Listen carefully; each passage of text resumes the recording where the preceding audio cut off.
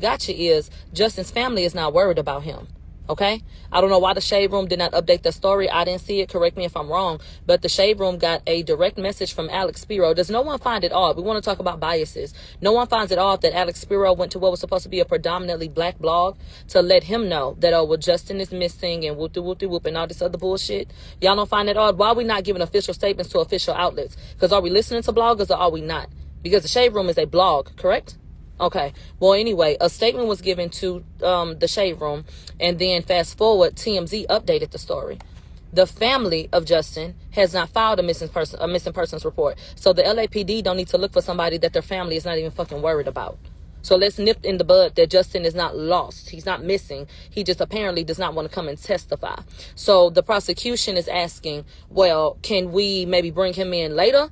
Or, you know, can we still try to locate him and shit like that? And so we'll see what the answer is on that. But they wanted to bring up Officer Cabral. Now, Officer Cabral was one of the first people that came through as a witness.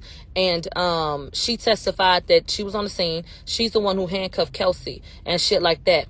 For whatever dumbass reason, the prosecution wants to show us footage from two different angles, okay?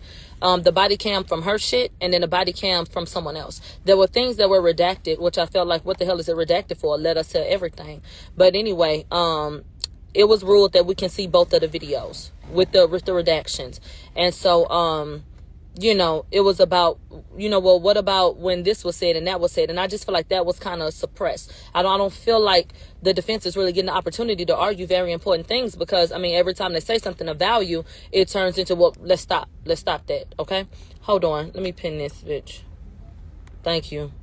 So, moving along, there was also a concern raised, and it was brought up in court about a juror. If anybody is keeping up with social media, there is someone who came up here last week who went on social media and said, you know, a juror was in an elevator with Tory. And so really people are trying to make something fetch, you know, you're trying to make fetch happen, but it really don't happen. Okay. At the end of the day, these people need to have provisions made.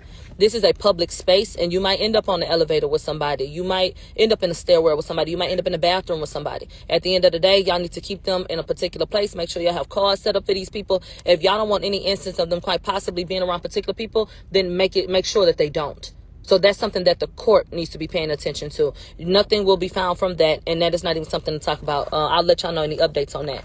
Next, 11:10, we can finally get started. Kathy Ta calls up Sandra Cabral again, okay? They said, per your initial contact, it's fair to say that everyone was handcuffed, correct? She said, yes. They said, were you responsible for handcuffing anyone in particular? She said, yes, Kelsey. They asked her about the state of Kelsey at that time. She said that she was distraught and crying and laying down on the ground, facing down. And then they said, we got her up and then we walked her over to the sidewalk. They said we had everyone exit out of the vehicle and we patted them down. But because everybody had a particular person, you know, to tend to, my person was Kelsey. So they said, and what about Megan? They said Megan was bleeding and was walked to the ambulance. And they said, did Kelsey try to make contact with Megan? They said, yes, that Kelsey was crying and she said, are you okay? So they get the video queued up and they pass out these transcripts and the footage is of the body cam footage. So I just want to make a mental note that Megan is doing a lot of fucking walking. Her ass then walked out the back of the car, backed up, dropped down, got her eagle on, got back up. Then they handcuffed the ass, put her on the sidewalk. She done got her ass back up and then walked her to the ambulance. That's a lot for somebody who done got shot, okay, in their feet. Moving along. Kelsey was on the ground crying and talking about, please don't put your knee in my back on some George Floyd shit. And then so they helped Kelsey up. They walked her to the sidewalk. I don't know if anybody else heard it, but you know I'm listening. What was said was, are you hurt? Kelsey responded, no, ma'am. Okay? So he's supposed to have all these goddamn injuries and shit. Kelsey said, no, I'm not hurt. And then at another point, because, you know, the footage kind of jumps a little bit, she said, I'm fine. It comes back in with Kelsey saying, I'm fine. And then she said, Megan, are you okay? And so they said, did you review the footage from the victim walking by?